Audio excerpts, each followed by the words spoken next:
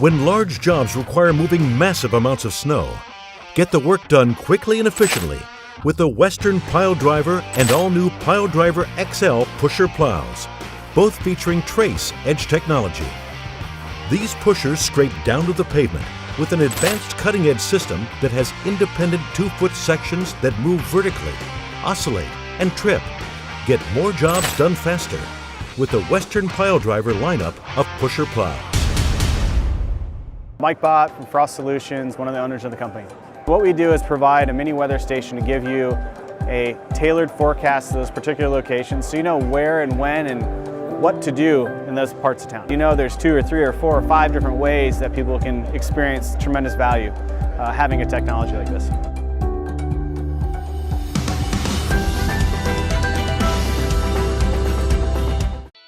Welcome to the Entrepreneurial Journey with your host, Dave Westcott. The Entrepreneurial Journey is a weekly podcast that streams live every Tuesday at 9:15 a.m. Pacific on Dave's YouTube channel and LinkedIn profile. Now here's Dave with this week's episode. Good morning and welcome to the Entrepreneurial Journey. I'm your host, Dave Westcott, and I have with me special guest, Chris Wilson, founder and CEO of WPA Intelligence.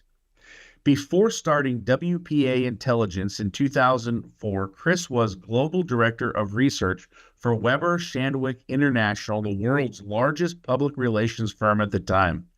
In 2021, Chris was named Pollster of the Year by the American Association of Political Consultants. In 2019, he was named Technology Leader of the Year by Campaigns and Elections magazine. In 2016, as Director of Research, Analytics, and Digital Strategy for the Cruz for President campaign, Chris is credited for playing a key role in Cruz's triumph in Iowa and helping the Texas senator finish with the most delegates earned by a second-place finisher since Ronald Reagan in 1976. Wilson and WPAI work with organizations like the Club for Growth, Freedom Works, Family Research Council, the Republican National Committee, the National Republican Senatorial Committee, and the National Republican Congressional Committee, providing data and polling. WPAI's data management platform, Bonfire, has become the dominant desktop as a service tool for conservative candidates and organizations from the U.S. Senate down to school boards. Bonfire has leveled the playing field regarding the important use of predictive analytics by those on the right. An Oklahoma native, Chris is a graduate of the University of Oklahoma and remains an avid Sooner fan. In rare instances that Chris isn't working, he enjoys watching the OU and the Cornell College, where his son Denver is the starting quarterback, spending time with his 5 children, reading and racking up in impressive amounts of frequent flyer miles. Chris is a regular political analyst on Fox News. Good morning, Chris. Dave, sorry, that took way too long. I should have had somebody send you the shorter version. You know what? It was fun. You know what? It's always a challenge. What's on the teleprompter is what's going to get read. So, if there was something rough in there, it was just going to happen. Yeah.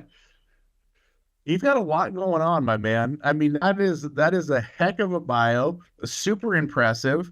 Tell me about how the idea of WPAI came about. I had gotten started in politics, working in political campaigns and just working in data in politics all the way back when I was a student at Georgetown University, actually. And I was took a semester off, worked on a race for governor of Virginia in 1989, Dave, and we lost. And then I didn't actually win a race for governor of Virginia until 2021. I did Glenn Youngkin's campaign. So it was nice to kind of go the full circle and wait a generation before I finally got the chance to do it again and do it the right way. But from that, I had started working in politics back in 89, and then did another campaign and ran a PAC in 1990. Got in Morton Blackwell, started an organization called the Leadership Institute, which if you have any people out there who are looking to try and get involved in politics or have kids that they'd like to go get an internship in politics, I highly recommend the Leadership Institute. It's an organization out of DC that does training at colleges all over the country. I went to their training seminar. It's kind of how I got started in this. And then I ran Morton Blackwell's PAC in 1990. And then in 1992, I worked for a polling firm in Oklahoma. And then in 94, I actually went and was executive director of the Republican Party of Texas. And whenever George W. Bush was elected governor.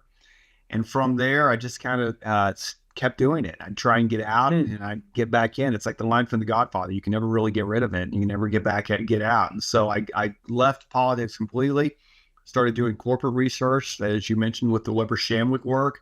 And it was a really cool experience. I got to travel all over the world and do amazing projects for multiple Fortune 500 corporations, which at one point it was over 100 different Fortune 500 companies we had done research projects for as a part of Weber, or they were owned by the Interpublic Group as part of their overall umbrella of companies, McCann Erickson, Future Brand. They had everything from Hollywood representation to athlete representation. And Wow. It was a very cool experience, but I could never get politics out of my blood. And so it was 2000, the governor who I'd worked as a part of trying to get elected, or the man I worked to get elected governor of Texas, then becomes president, and they call me up and have a few projects. I'm like, that sounds like a good time to kind of start my own company again. And so that's what I did in 2004, started. So this will be 20 years. We've been in business, and it's been going strong ever since. I would have not thought when I left Weber Shandwick, and it was just kind of like me by myself, and then me and a guy, that we would today have dozens of people and do tens of millions of dollars a year all over in races all over the country. And so it's been a really cool journey. And as your podcast is titled, The Entrepreneur Journey, you never know where it's going to take you. And I have no idea where I go next, but I know no matter what, it'll be exciting and keeps me entertained.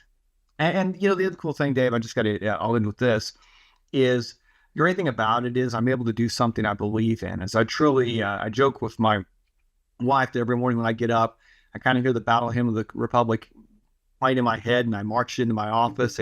Right now I'm working on my home office, but we have an office in DC and an office in Oklahoma City. And I go into those a lot. And from there, I'm able to get involved in campaigns and efforts that really have a very important impact on the direction of our country, and in some cases, the direction of the world. So I've had the opportunity to work in campaigns for Prime Minister of Turkey and Prime Minister of Israel and multiple other international races. And so that's exciting, and I enjoy it, and I feel incredibly blessed that God gave me the ability to do math, and in a way that, when you grow up and kind of think the math class, I'm never going to use this. Well, I'm that guy who actually uses it every day.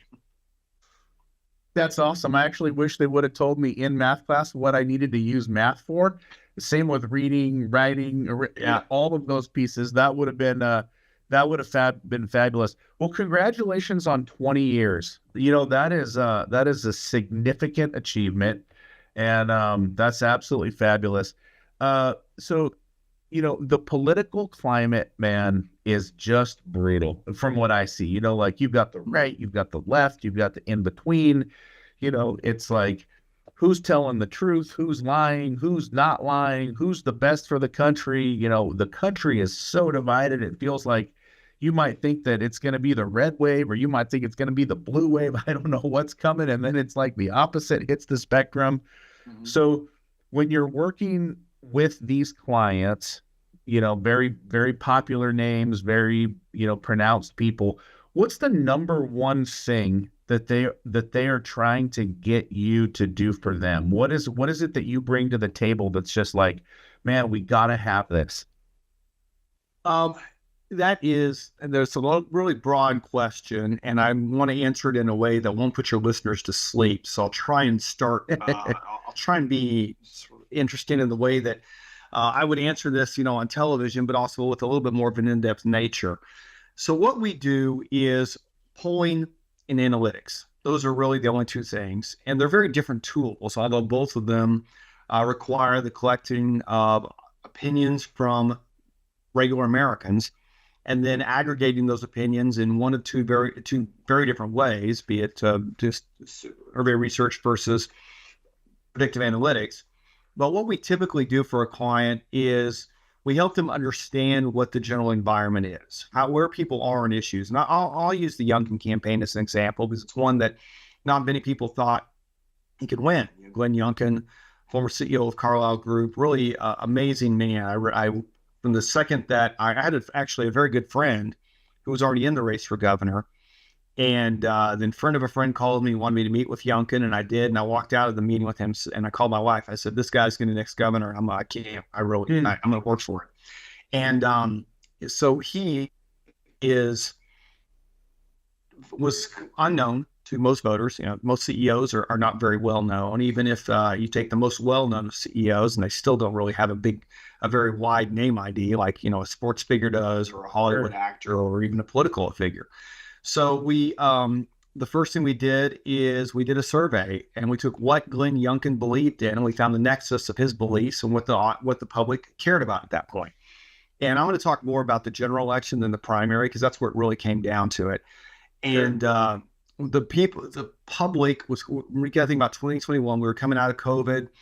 Voters in Virginia were really frustrated about the direction of education in the state. Schools have been shut down.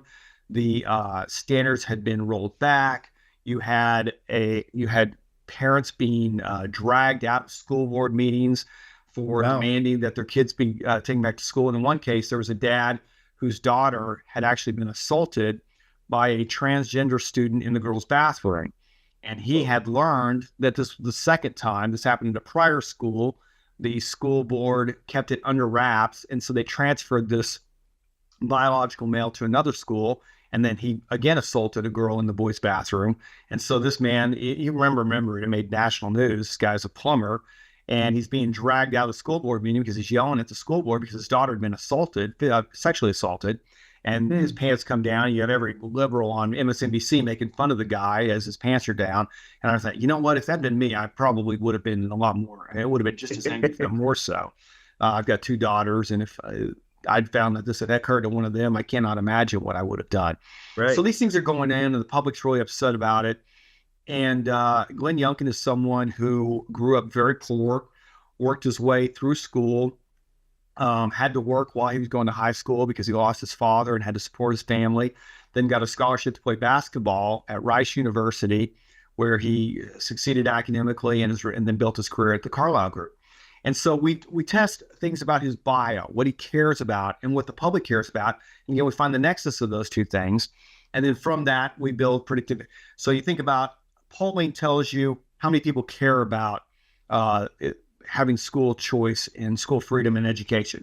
How many people care about the fact that a biological male had sexually assaulted 2 different females in school bathrooms in Northern Virginia?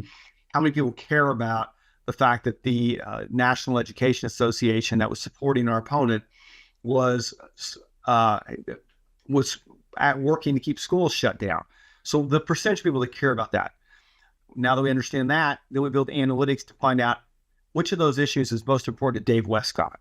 So we can talk to Dave Westcott solely about the issue he cares about. Because let's say maybe you care about schools being shut down, but the other things are not all that much interest to you. You may care about them, but they're not motivational to you.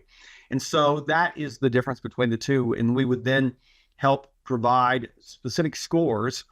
And our mutual friend, John Guy, I always pronounce his last name wrong, Guyrick, he asked me one time to pull him up in our database, and I showed him. He's like, "That's the creepiest thing I've ever seen in my life," because we had probably 20 or 30 different scores that I showed him. I didn't show him everything. We've got tens of thousands in there.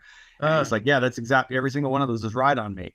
And so what we do is we build these scores that help our clients communicate with them. And then so we get criticized for that. So isn't that a little bit, doesn't that go too far whenever you understand the motivational issues of an individual? And I would argue it is one of the highest goods that can be done in politics, because if a candidate for office is speaking to you about issues that don't affect your life, let's say they're talking about the price of milk and you're lactose intolerant, you don't drink milk, then you don't care. Right. You don't care about the price of milk going up.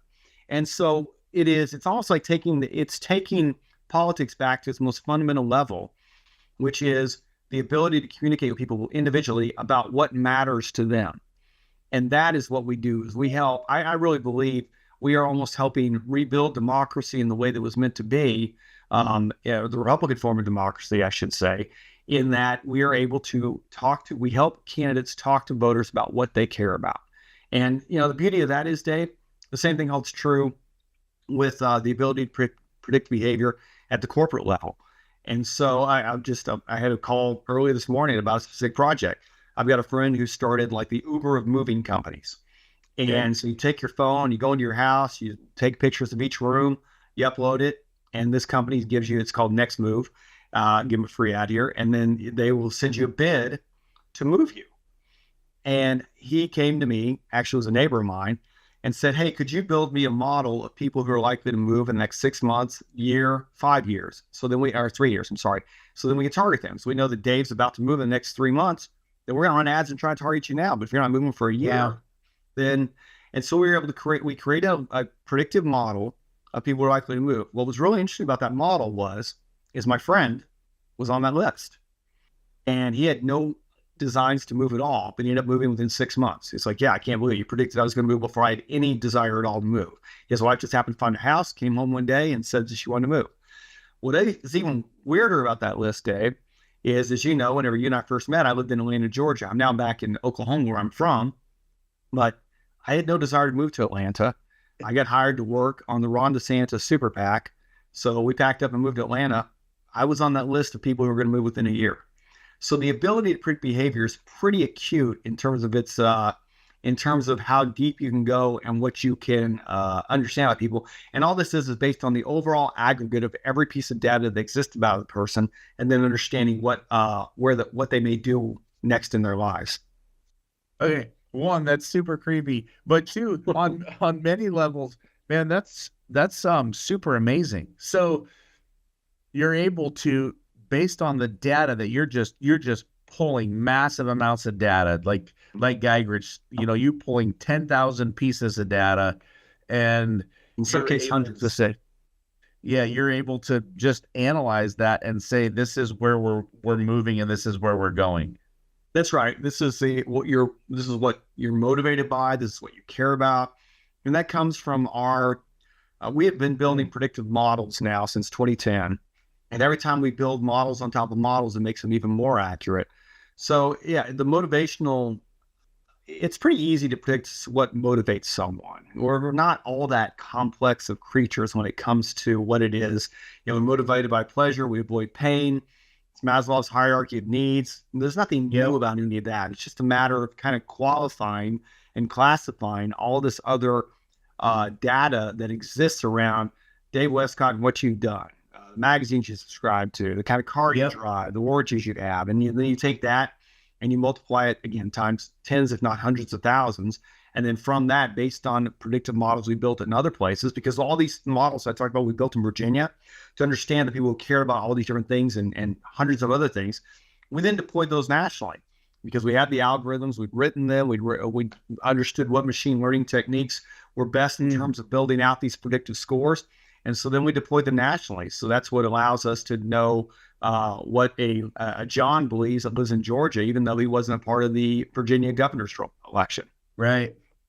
So I've heard that, I don't know that there's any truth to it, but I've heard that like Amazon and eBay, like they run very similar type of programs. Like Amazon can predict your next purchase. eBay can predict your next purchase.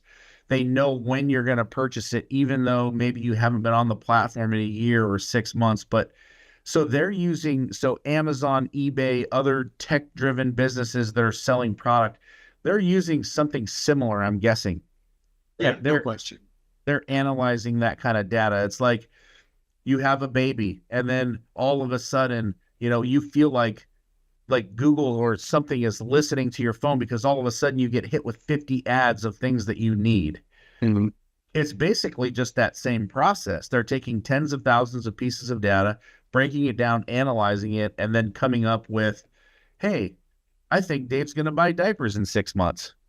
Yeah, there's a really famous story about Target Stores that has been a leader in the use of predictive analytics, in which there's a father who had a 15-year-old daughter, and all of a sudden Target starts sending her advertisements for a baby crib and for bottles on sale and things like that. And the father goes up to the store and confronts the manager and says, disgusting. My daughter's 15 years old. You guys are sending all this information. And I'm just stop it and take her off your list right now.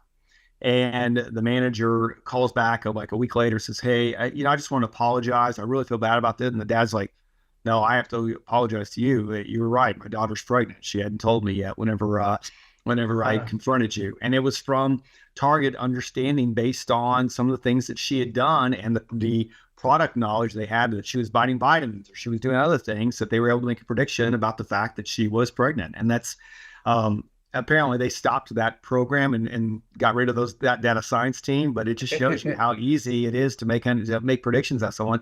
I have no idea what it is that our algorithm saw in me that had them that we knew that I was going to be taking a job and moving to Atlanta, but it was correct. It knew that I would be moving within a year when we produced that, and I was on that file as someone likely to move in a year. Wow, that's crazy. So when kind of back to, what you were talking about, like if the issues that are important to me. And so is that starting with, let's just, as an example, I get an email and maybe it's from the Trump campaign or something like that. And I look at that and I'm like, oh, I'll open that up and see what things are important to me. And maybe it's immigration, or maybe it's, the economy or the price of fuel. And they're taking that information and saying, okay, Dave clicked on the price of fuel. And so now they're going to make sure that the messaging that comes back to me in the form of a text message or an email or, an ad on Facebook or whatever it might be, they're going to target me specifically on the price of fuel or the price of, or whatever's happening in immigration to try to drive me in a particular direction and get me emotionally connected to that campaign's message that might be on that one particular target, but yours could be completely different than mine. Is that accurate? Yeah, that's right. And what we described there is more descriptive in its analytical format because you're actually choosing that message. What we do is we predict that message without any sort of you clicking on anything, and it's all based on other information we might have. Again, you think about the moving, you think about, and we're doing work right now for a company that sells compounded pharmaceuticals, and so we help them understand what type of pharmaceuticals different people might be interested in, so that company knows who to target.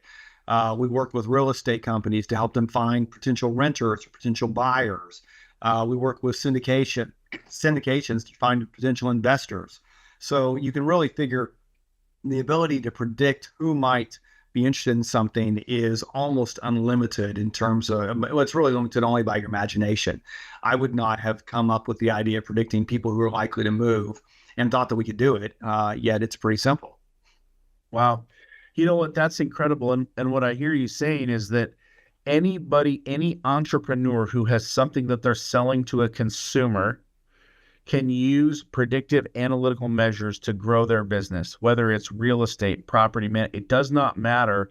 There's data out there that can help you get in front of your customers. So your clients today, while the majority of what you might be doing is these massive political campaigns, or they seem massive political campaigns, but there's also many different brands of business who are saying, hey, I need Chris's service today.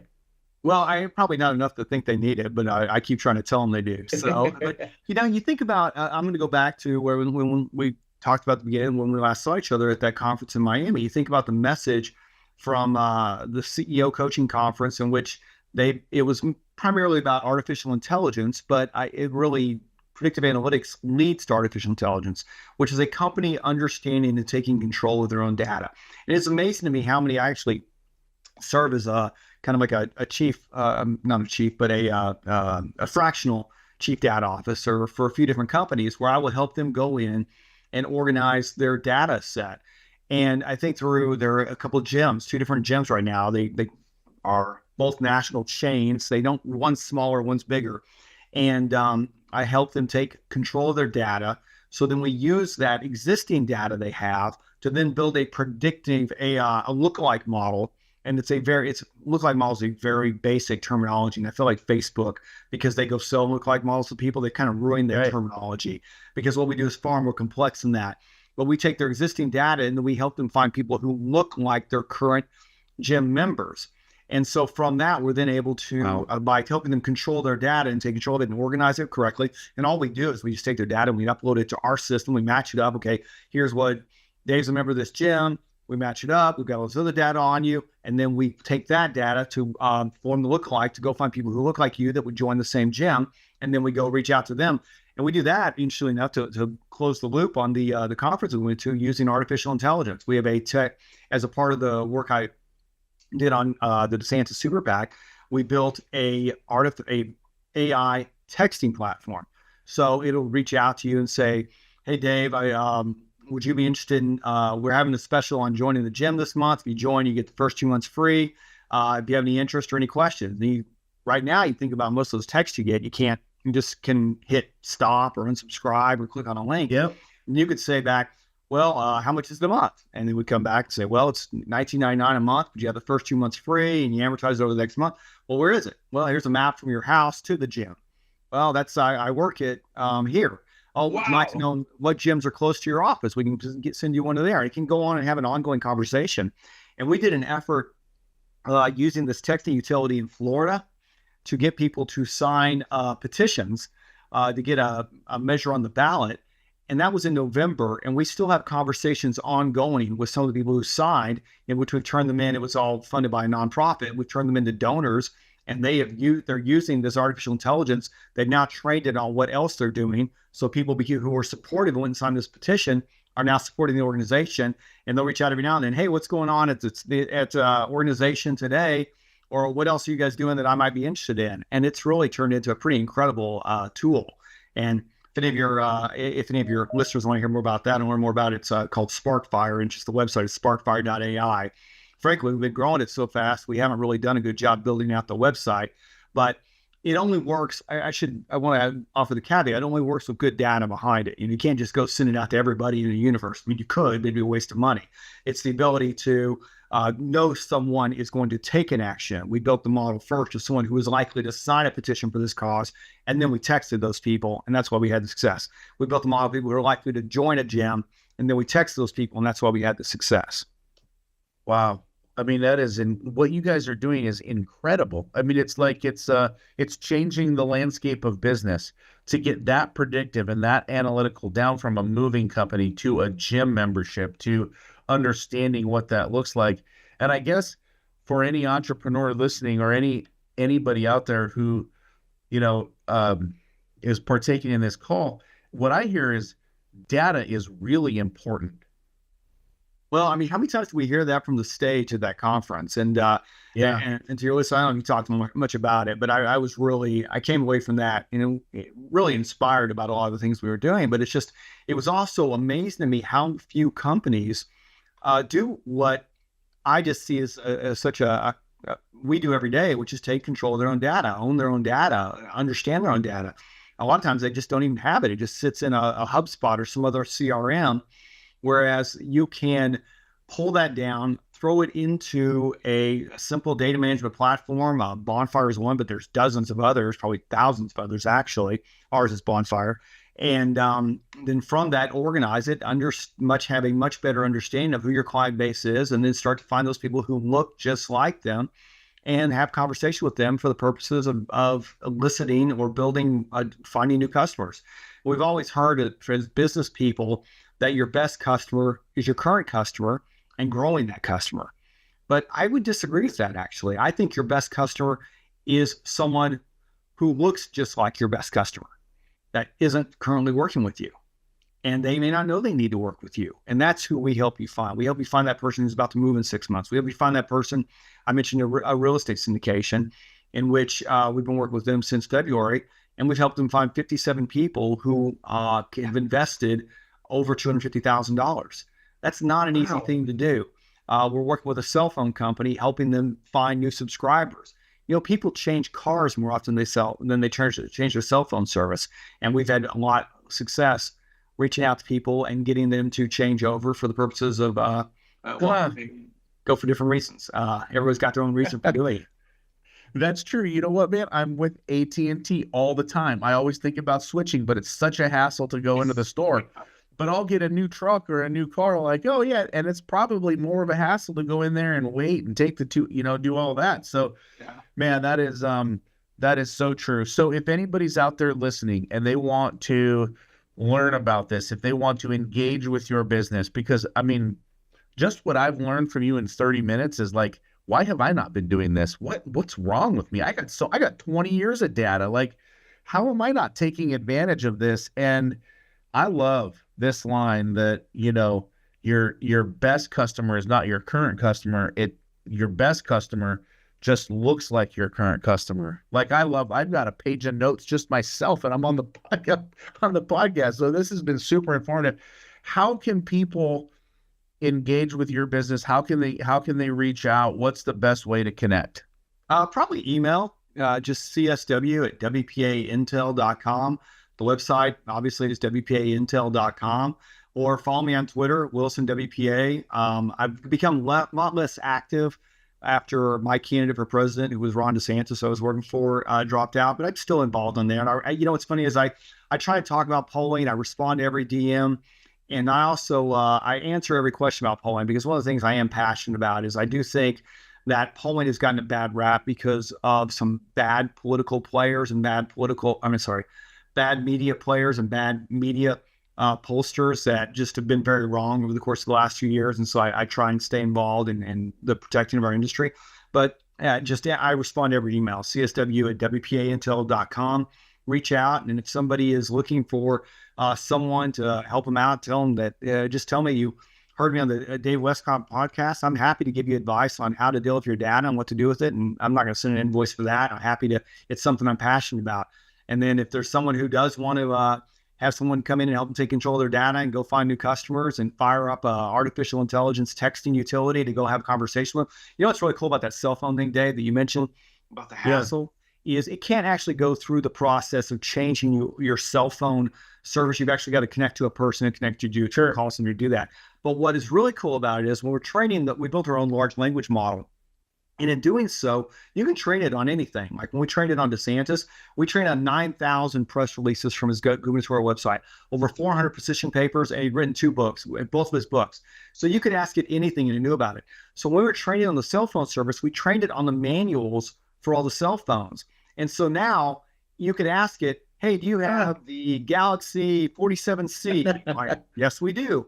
Oh, well, I've got that too, and I can't figure out how to change the time on it. It's still stuck in Eastern time, and I now live in California. Oh, well, here's how you do it. In the same way that you can go ask ChatGPT or Perplexity. Or, are you kidding me? Yeah, it's all built in there. So anything it's trained on, it never forgets. And I had a client who's a governor of a state, I won't mention which one, and he wanted to pass a tax cut. And he actually had 9 Republican state senators who were opposed to this tax cut. I think they just wanted the credit. It wasn't their bill, something like that. And so he didn't have any information on this. So we actually took a website. I'll just tell you, because I actually told Grover Norquist about it. We took the Americans for Tax Reform website, trained the model on the ATR website, and then we texted 38,000 people in 9 state Senate districts. We texted Republicans who are activists that supported tax cuts. And we drove 3,200 phone calls into 9 state Senate districts. And guess what? Last week was the last week of a grocery tax in this state. It went away. So it's amazing the impact you can have. But the ability to just drive those phone numbers in and say, call Senator Westcott and let him know you want your taxes cut. I'll call it right now, and they just click on the link. And the back and forth conversations were really interesting in terms of a standpoint of just telling people why. What tax cuts do and what they don't do. Because people were, well, it won't hurt education. Nope, no, this money goes to education. Well, what about this or what about that? Because I'd go into the platform and read these conversations. I just thought it was interesting from a sort of a sociological perspective. And the impact we had with 3,200 phone calls was, like I said, no more grocery taxes in the state. Man, you are impressive. I mean, I got to tell you what, this is, it's awesome. And I'm going to have to reach out and, learn more about this and get my data managed the right way, because I'm just blown away. It's awesome. You are doing awesome stuff, my friend. We're coming close to time. Any final tips or tricks that you would leave for the audience here?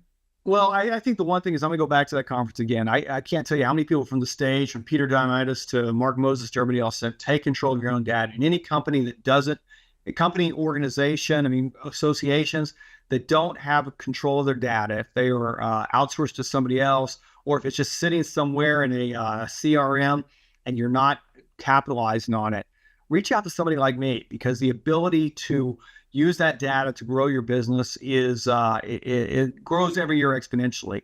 And as computing power grows, the ability to build these models grows. There's really no limit to what you could accomplish with any kind of company. And I'm serious. Everything from B2B to B2C, you name it. I've tried to give a wide range of industries outside of political as examples.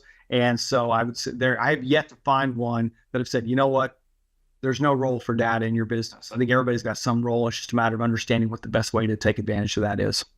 You know what? It's so true. Data is the king. And you know, my brother, I hired him. He's a technology guy from Microsoft. He's always telling me, data, data, data. We got to control the data. We got to have data.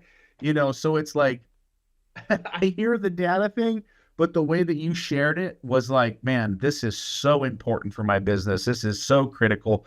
The examples that you gave are so powerful. I'm just so appreciative of this time. Thank you so much for being on our show. I know that it's been incredible for our listeners. We'll make sure that we have the website and contact information available. And I just want to say thanks for being on the show, man. And I got one last question. Presidential election coming up, red or blue? It's really, I hate to say it's going to make you mad, but it's a jump ball right now. Right? Trump had a huge lead over Joe Biden. And right now, Harris has got a very big bump coming out of the changeover. She's going to get a bigger bump after this week. But I'll say this to anybody who is a Trump supporter listening, don't get discouraged. Coming out of the convention in 1988, Mike Dukakis had an almost 20-point lead over George H.W. Bush. And then George H.W. Bush won 40 states. So it's never over. Things can change around. And, I'm sure any day now, Trump's going to learn to stay on message all the time. And when that happens, Yep, that's the truth. All right, my friend, thank you for being on the show. I appreciate the advice, the information. I'm going to be reaching out shortly to figure out how I become a client and close some more snow deals. So thank you very much. You bet. Thank you, Dave. Good to talk to you. Thank you.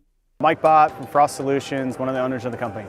What we do is provide a mini weather station to give you a tailored forecast to those particular locations, so you know where and when and what to do in those parts of town. You know there's 2 or 3 or 4 or 5 different ways that people can experience tremendous value having a technology like this.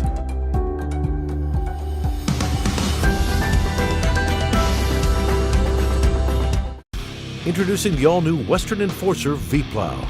Engineered with all the features, efficiency, and performance of full-size Western V-Plows, built specifically for your half-ton truck. For more information, visit westernplows.com.